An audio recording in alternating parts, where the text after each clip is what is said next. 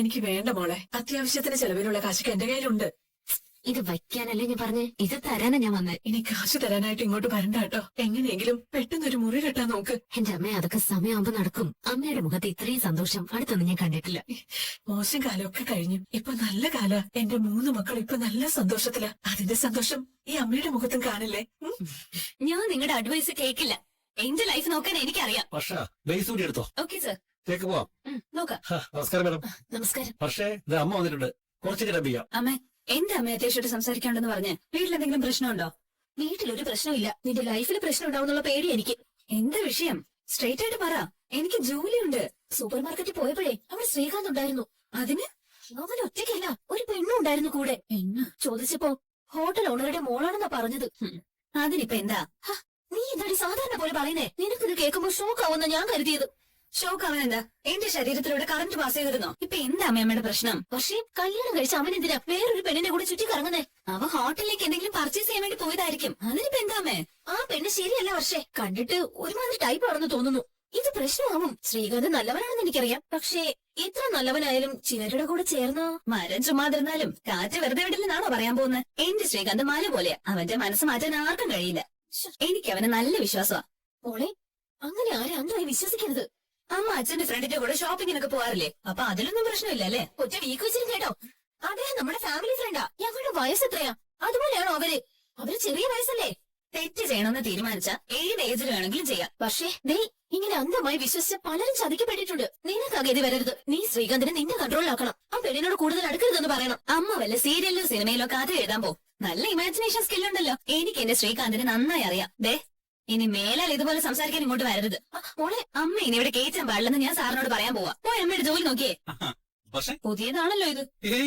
ഇത് പഴയതാ. ഞാൻ പാട്ടിന്റെ കാര്യമാ പറഞ്ഞേ. പാട്ടും പഴയതാ. ഞാൻ പാടുത്തരാം. ശ്രീകാന്ത്, നീ എന്താ എന്നെ കളിയാക്കുവാണോ? ഇങ്ങനെ പാട്ട് കേട്ട് സ്വയം മറന്ന് ആസ്വദിച്ചിരിക്കുന്ന ഏർപ്പാടൊന്നും ഇതിന് മുമ്പേ കണ്ടിട്ടില്ലല്ലോ. ആദ്യമായിട്ട് ഇതൊക്കെ ഞാൻ കാണുന്നത്. അതുകൊണ്ടാ ഞാൻ ചോദിച്ചത്. നിനക്ക് കാര്യമായിട്ട് എന്തോ പറ്റിയിട്ടുണ്ടല്ലോ ശ്രീകാന്ത്? അതെ, ഇന്ന് റെസ്റ്റോറന്റിലേക്ക് പുതിയ പ്ലേറ്റുകളും കപ്പുകളും മേടിക്കാൻ വേണ്ടി ഞാനും പ്രിയം കൂടെ സൂപ്പർ മാർക്കറ്റിൽ പോയിരുന്നു. അപ്പ കാറിൽ വെച്ച പാട്ടായത്. എനിക്കിഷ്ടായത്. അതുകൊണ്ട് ഒന്നുകൂടെ കേട്ടതാ. പോകെ പോകെ നിന്റെ ആക്ടിവിറ്റീസിലൊക്കെ നല്ല ചേഞ്ച് വരുന്നുണ്ടേ. ചേഞ്ചോ? എന്ത് ചേഞ്ച്? അല്ല, ചേഞ്ച് എന്നാൽ അത് നല്ലതല്ലേ? മനുഷ്യൻ എപ്പോഴും ഒരേപോലെ ഇരിക്കാൻ പറ്റുമോ? അധികം ചേഞ്ച് ആയാ പ്രശ്നമാവേ? ഒരു പ്രശ്നമില്ല. പിന്നെ ഞാൻ പറയാൻ മറന്നു. നിന്റെ അമ്മയെ ഞാൻ സൂപ്പർ മാർക്കറ്റിൽ കണ്ടായിരുന്നു. അമ്മേനോടത് പറഞ്ഞു. നിന്റെ അമ്മ നിന്നെ വിളിച്ചായിരുന്നോ? അമ്മ സ്റ്റുഡിയോയിൽ എന്നെ കാണാൻ വന്നിരുന്നു. ചുമ്മാ വന്നായിരിക്കുമല്ലേ? അല്ല, നേരത്തെ വിളിച്ചപ്പോ അമ്മ നിന്നെ കാണാമെന്നൊന്നും നീ പറഞ്ഞില്ലല്ലോ. ശ്രീകാന്ത്, എല്ലാ കാര്യവും ശ്രീകാന്ത് എന്നോട് പറയാറുണ്ടോ? നിന്റെ മൂഡ് ശരിയല്ലല്ലോ. അതെ, നിന്റെ മൂഡ് ശരിയായ ശേഷം നമുക്ക് പിന്നെ സംസാരിക്കാം. ഓക്കെ? പക്ഷെ നീ ഇതിന്റെ പാട്ട് സ്റ്റോപ്പ് ചെയ്തേ. എന്ത് ചെയ്യാനാ? എന്നെ കൊണ്ട് ഇതെല്ലാം സ്റ്റോപ്പ് ചെയ്യാൻ പറ്റൂ. നീ വേറെന്താ മനസ്സിൽ വെച്ചാൽ സംസാരിക്കുന്നത്? ആയിരിക്കും. അതെ, നിന്റെ മൂഡ് ശരിയായ ശേഷം ഞാൻ വരാം. ഓക്കെ? ഇവിടെ പോയിരിക്കവിടെ.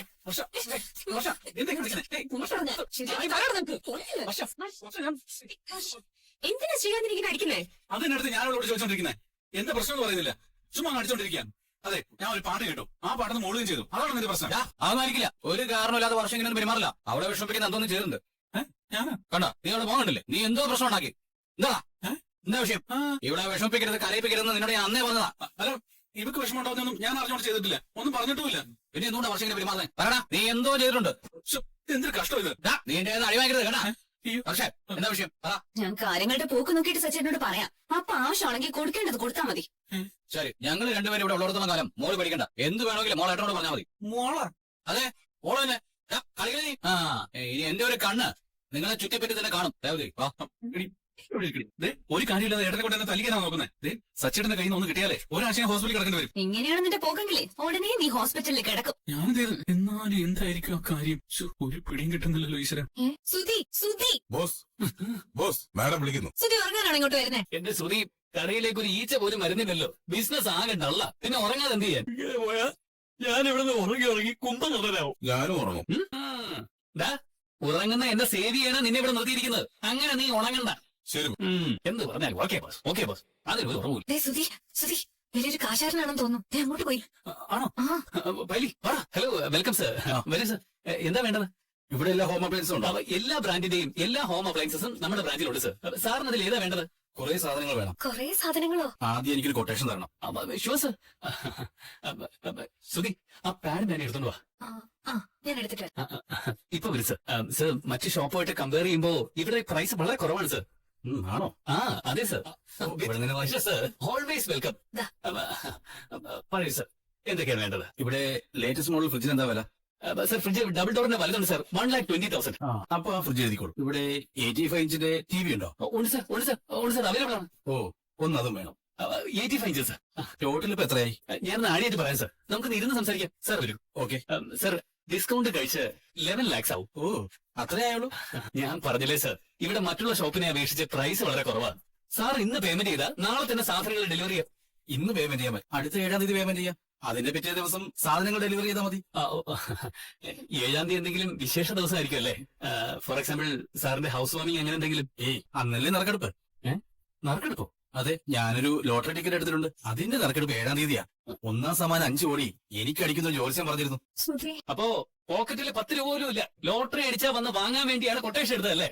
ഉറപ്പായിട്ടും ഫസ്റ്റ് പ്രൈസ് എനിക്ക് അടിക്കും. ഞാൻ തന്നെയാണ് ആ ഭാഗ്യവാൻ. ഓ ഭാഗ്യവാൻ. നിങ്ങൾ എന്താ ആളെ കളിയാക്കണം? വെറുതെ മനുഷ്യന്റെ സമയം കളയാൻ വേണ്ടിയിട്ട് വന്നോളൂ. അനിയൻ എന്തിനാ ഇങ്ങനെ ദേഷ്യപ്പെടുന്നത്? ഞാൻ ഫർണിച്ചർ കടയിൽ പോയി ഇങ്ങനെ കൊട്ടേഷൻ വാങ്ങിയല്ലോ. ഓഹോ, അവിടുത്തെ ഓണർ ഇതേപോലെ ദേഷ്യപ്പെട്ടില്ല. അനിയ, എനിക്ക് ലോട്ടറി അടിക്കാൻ വേണ്ടി പ്രാർത്ഥിക്കും. എന്നാ നിനക്ക് അതല്ലേ ജോലി. 11 ലക്ഷത്തിന് കച്ചവടം നടക്കും. എഴുന്നേക്കണോ? എഴുന്നേക്കാൻ എന്റെ ഇന്നത്തെ ദിവസം കളഞ്ഞു. ഒരു കസ്റ്റമറോട് ഇങ്ങനെയാണോ പെരുമാറുന്നത്? നിന്റെ കട ഒരു മാസത്തിലും പൂട്ടി പോട്ടെ. എന്റെ കടയിൽ കയറി വന്നിട്ട് എന്നെ ശപിക്കുന്നു. ലോട്ടറി അടിച്ചാൽ ഞാൻ നിന്റെ കടയിൽ നിന്ന് സാധനം വാങ്ങിക്കില്ലടാ. താൻ വാങ്ങണ്ടോ പൈലി? എന്താ നോക്കി നിൽക്കുന്ന? ഇവനെടുത്ത് പേടിക്കടാ. യെസ് ബോസ്, വാടാ വരാൻ. കൊണ്ടുപോ. ഇങ്ങോട്ട് വാടാ. മുട്ടിഞ്ഞു പോകടാ, മുട്ടിഞ്ഞു പോകും. എന്നെ ശപിക്കുന്നു. കൂട്ടി നശിച്ച് താരാട്ട് പാടി കൊണ്ടുപോകാൻ. മര്യാദ ഇല്ലാതെ നിന്റെ കട ഉടനെ പൂട്ടി പോടാ. ഈ കട നശിച്ചു പോട്ടെ. പൂട്ടി പോടാ. നീ പോടാ. എക്സ്ക്യൂസ് മീ, സുധി ഉണ്ടോ ഇവിടെ? ഉണ്ട്. ഇതൊന്ന് കൊടുത്തേക്ക്. എന്തൊരു കഷ്ടമാണ് നോക്കണേ. സുധി ടെൻഷൻ ആവാതെ, വല്ല ഭ്രാന്താശുപത്രിയിൽ നിന്ന് ചാടിയതായിരിക്കും. ഓ, അത് എല്ലാം കൂടി എന്റെ തലയിലാണല്ലോ വന്ന് ചാടുന്നത്. ബോസ്, നിന്ന് ചാടാത്ത കാര്യം പറയണം. ദാ ബോസ്, ലെറ്റർ. ലെറ്ററോ? എടോ, ഈ ലെറ്റർ കിട്ടാതിരിക്കാൻ വേണ്ടിയാ ഞാൻ നിന്നെ വെച്ചത്. ആ നീ തന്നെ എനിക്ക് ലെറ്റർ വാങ്ങിച്ചോണ്ടിരുന്നോ? ബോസിന് തരാൻ വേണ്ടി ഒരാൾ തന്നിട്ട് പോയി. ആരാ തന്നെ? അറിയില്ല ബോസ്, ലെറ്റർ തന്നോടനെ ആളങ്ങ് പോയി. ശോ, എടോ, ഇവനെയൊക്കെ പിടികൂടാനല്ലേടോ തന്നെ ബോഡി ഗാർഡായിട്ട് വെച്ചത് ഞാൻ. ആണോ ബോസ്? ആണല്ലോ പെണ്ണും. നീ അവനെ പിടിച്ചു വെക്കണമായിരുന്നു. ക്ഷമിക്കണം ബോസ്, അടുത്ത പ്രാവശ്യം ഞാൻ അങ്ങനെ ചെയ്യാം. ഓ, നിന്നോടൊന്നും പറഞ്ഞിട്ട് ഒരു കാര്യമില്ല. തവണ എന്താണാവോ അതിൽ എഴുതിയിരിക്കുന്നത്? ദാ ബോസ്. ഇങ്ങത്തോ.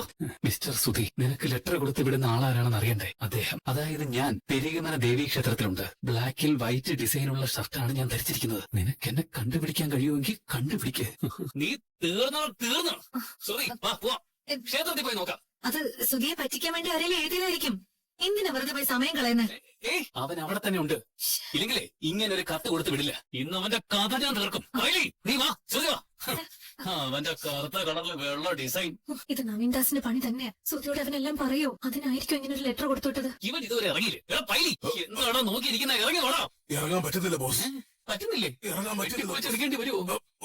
ഒന്ന് പിടിച്ചിറക്ക് ബോസ്. ഇവൻ എങ്ങനെ ഇതിനകത്ത് കുത്തി തിരികെന്തോ? ഇറങ്ങാൻ പറ്റുന്നില്ലെന്ന്. ഇറങ്ങി വാടാ. സുധി, നീ കൂടെ വാ. എങ്ങനെയെങ്കിലും ഇവരെ വലിച്ചിറക്കാം. വാടാ. മുട്ടയെല്ലാം തികച്ചല്ലോ ബോസ്. അവന്റെ മുട്ട. സുധി, അവനിവിടെ ഉണ്ടെന്നല്ലേ പറഞ്ഞത്? നീ വാ, നമുക്ക് പോയി നോക്കാം. അല്ല, ഞാൻ വരുന്നില്ല സുധി. ശ്രുതിയും വരണം. എനിക്കൊരു അർജന്റ് കോൾ ചെയ്യാനുണ്ടായിരുന്നു. നിങ്ങൾ ചെല്ല്, ഞാൻ ഇവിടെ നിൽക്കാം. കോളൊക്കെ പിന്നെ ചെയ്യാം. നീ ഒന്നീ വന്നേ. പൈലി, നീ പോയി മുമ്പേ നിൽക്കണം. അവൻ അവിടെ ഉണ്ടെങ്കിൽ ആഴ്ച അവന്റെ എല്ലാം അടിക്കണം കേട്ടോ. അവനെ വെറുതെ വിടരുത്. ഞാനേറ്റു ബോസ്. വാ, ചേർന്ന് നിന്നോണം. ബോസ്, ആളെ എങ്ങനെ മനസ്സിലാക്കാൻ പറ്റും? പൈലി, ബ്ലാക്ക് ഷർട്ടിൽ വൈറ്റ് ഡിസൈൻ ഉള്ളവനെ കേട്ടാ അപ്പൊ പിടിച്ചോണം. Okay boss. ഉറപ്പായിട്ടും ഇത് നവീൻദാസിന്റെ പണിയാ. ഇത് എന്തൊക്കെയാണോ സംഭവിക്കാൻ പോകുന്നത്? എന്റെ ഈശ്വര, നവീൻദാസ് അല്ലേ ഇത്? വേഷം കെട്ടി വന്നിരിക്കുക. ശ്രുതി, എന്താ? ശ്രുതി ഏതോ വലിയ സ്വാമിയാണെന്ന് തോന്നുന്നു. എല്ലാരും ദക്ഷിണയൊക്കെ കൊടുത്ത് അനുഗ്രഹം വാങ്ങുന്നുണ്ട്. വാ, നമുക്ക് പോയി അനുഗ്രഹം വാങ്ങിക്കാം. വേണ്ട വേണ്ട, വന്ന കാര്യം മറക്കണ്ട. അവൻ എവിടെ ഉണ്ടെന്ന് തപ്പ്. അതൊക്കെ നോക്കാം. ആദ്യം നമുക്ക് സ്വാമിയുടെ അനുഗ്രഹം വാങ്ങിക്കാം. പിന്നെ അവനെ കണ്ടെത്തി കഴിഞ്ഞാ പിന്നെ അനുഗ്രഹം വാങ്ങാനൊന്നും സമയം കിട്ടില്ല. അവനെ കൈകാര്യം ചെയ്ത് പോലീസിൽ ഏൽപ്പിക്കണ്ടേ? പെട്ടെന്ന് വാ പൈലി, വാ. ബോസ്, സ്വാമിജി എന്നെ അനുഗ്രഹിക്കണം. ഭക്ത, നിനക്ക് നല്ലത് വരും. വിശക്കുന്നവരുടെ വിശപ്പ് മാറ്റുന്നതിനേക്കാൾ വലിയ പുണ്യം വേറെയില്ല. ക്ഷേത്രത്തിലെ അന്നദാനത്തിന് വേണ്ടി നിങ്ങളാൽ കഴിയുന്ന എന്തെങ്കിലും ഇതിലിടൂ. ഓക്കെ. സ്വാമിയെ ഞാൻ ഇതിനു മുമ്പ് എവിടെയോ കണ്ടതുപോലെ. അത് എവിടെയാണെന്ന് ഓർമ്മ കിട്ടുന്നില്ല. ഓർമ്മ കിട്ടാൻ വഴിയില്ല. ഞാൻ ഇവിടെ ഇല്ലായിരുന്നു. വർഷങ്ങളായി അങ്ങ് ഹിമാലയ സാനുക്കളിൽ തപസ്സനുഷ്ഠിക്കുകയായിരുന്നു. ഓ, അപ്പോ ഹിമാലയൻ സ്വാമിയാണല്ലേ? അതെ. ദേ, ഈ അടുത്ത കാലത്തേക്കാണ് നാം ഇവിടേക്ക് വന്നത്. സുബികയിലേക്ക് ഇട്ടോളൂ. ദൈവം അനുഗ്രഹിക്കട്ടെ. ഇവര് താങ്കളുടെ ഭാര്യയാണോ? അതെ സ്വാമി. കല്യാണി,